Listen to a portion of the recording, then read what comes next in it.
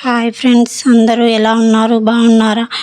ఈరోజు మీకోసం నేను ఎంతో రుచిగా ఉండే పన్నీర్ కర్రీ చేసి చూపిస్తాను. ముందుగా నేను 400 గ్రాములు పన్నీరు తీసుకున్నాను.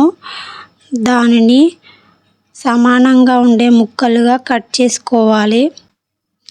ఈ పన్నీర్ కర్రీ రైస్లోకి, చపాతీలోకి చాలా టేస్టీగా ఉంటుంది.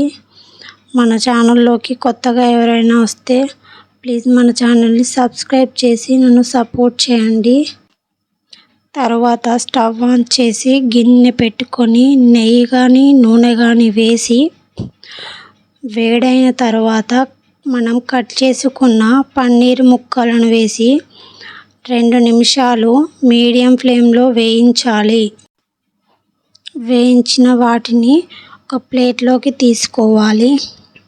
తర్వాత అదే గిన్నెలో 4 లవంగాలు, 3 దాల్చిన చెక్క ముక్కలు, 3 ఇలాచీ వేసి ఒక మీడియం సైజు ఉల్లిగడ్డను ముక్కలుగా కట్ చేసి వేయండి.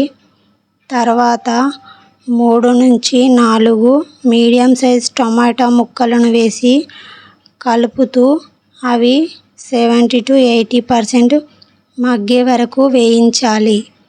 వీటిని చల్లారిన తరువాత మిక్సీ జార్లోకి తీసుకొని మెత్తగా మిక్సీ పట్టాలి.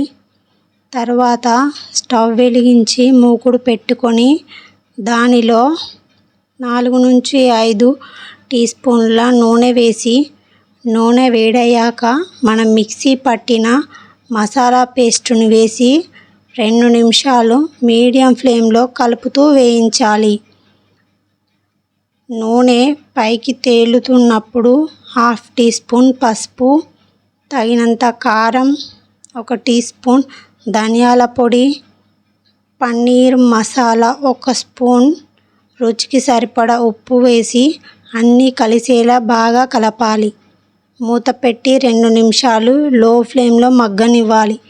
తర్వాత గ్రేవీకి సరిపడా నీళ్లు పోసి మూత పెట్టి 7 నుంచి 8 నిమిషాలు బాగా మరగనివ్వాలి.